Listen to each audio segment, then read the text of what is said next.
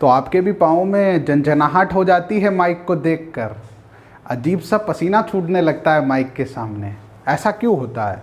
कभी सोचा है? नमस्कार, मैं हूं विकास राज भाटी और आप देख रहे हैं विक्की द वर्ल्ड, आपका अपना चैनल। मैं हूं आपका दोस्त।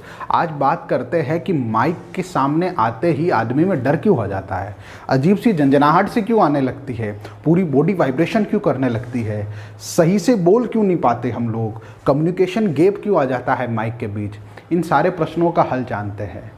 क्या होता है ना कि जब आपको माइक पर बुलाया जाता है तो आप लोग इस उधेड़-बुन में रहते हैं कि हमें बोलना क्या है, वहाँ जाके मुझे किसका नाम लेना है, किसका नहीं लेना है, क्या बोलना है, क्या नहीं बोलना है।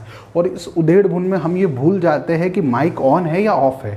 हम जाके वहाँ बोलने लगते हैं और जैसे ही हम बोलते हैं हमारी फसीदी शुरू हो जाती है, हमें पता ही नहीं होता माइक ऑन है या ऑफ़ है। तो सबसे पहले जब भी आपको स्टेज पर बोलने का कभी मौका मिले तो आपको सीधा पहले वहाँ जाके देखना है कि ये माइक ऑन है या ऑफ़ है। वहाँ पे बटन लगा होता है, ऑन ऑफ लिखा होता है। अब माइक ऑन हो जाता है तो मैं देखता हूँ स्कूलों के अंदर खासकर कुछ जो बच्चे होते हैं 15 अगस्त या 26 जनवरी के नेशनल फेस्टिवल में वो जब जाते हैं तो माइक, कोई दूसरा बच्चा गया हुआ होता है, माइक नीचे होता है तो वो नीचे जाके बोलता है आज हमारे विद्यालय में ये क्या है, या फिर माइक खड़ा हो गया ऊपर तो ऊपर आके बोलेगा आज हमारे विद्यालय में ये क्या है।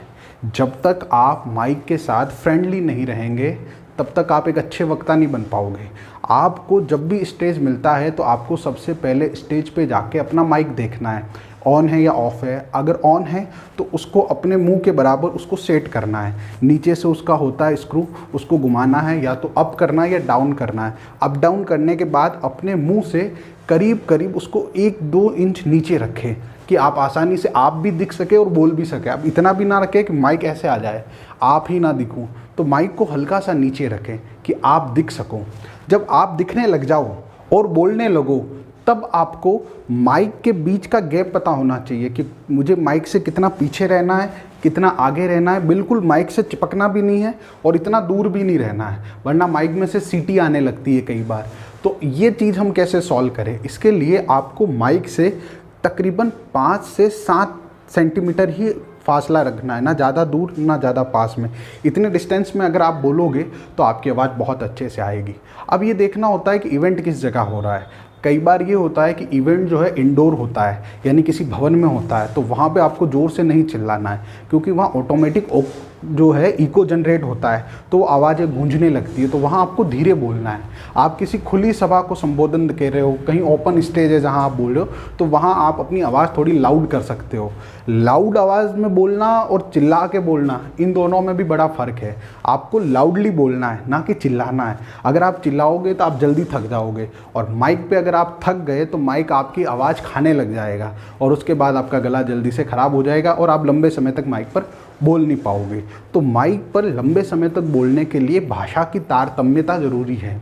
उसके अंदर एक लय डालिए जिससे आप आराम से बातचीत कर सकें। और जब भी माइक से आप बातचीत करें तो माइक को आप हाथ लगा सकते हैं, इधर उधर मोड़ सकते हैं। डर के नहीं खड़ा रहना है कि आपको मिसाइल के सामने खड़ा कर दिया। एक साधारण सा माइक होता है जो बोलने के लिए काम आता है, जो मेरे भी अभी यहाँ पे लगा हुआ है। आपको बार बार माइक को नहीं देखना है, आपको ऑडियंस को देखना है, आपको उनसे इंटरेक्ट होना है, आपको उनकी आंखों में आंखें मिलाना है, ना कि नीचे मोबाइल में देख देख कर पढ़ना है।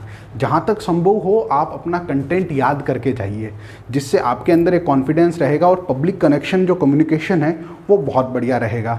तो माइक के प्रति जो आपका डर है वो धीरे धीरे निकलता रहेगा। और उसको कैसे निकाले, कभी भी अपने घर के किसी भी कांच या आईने के सामने जाइएगा और जो आपकी स्क्रिप्ट है उसको 2-3 बार पढ़िएगा। इससे आपके अंदर ही एक मनोबल उत्पन्न हो जाएगा जिससे कि आप ज़रूर सक्सेसफुल हो जाएंगे।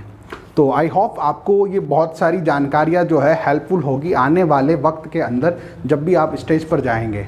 अगर आपको ये चैनल पसंद आ रहा है तो चैनल को सब्सक्राइब कीजिए और बेल आइकन को क्लिक कीजिए, और जो भी आपकी प्रतिक्रिया है, जो भी आपके कमेंट्स है वो नीचे कमेंट में ज़रूर लिखिए। मैं सबके कमेंट पढ़ के उनके जवाब देता हूँ। धन्यवाद।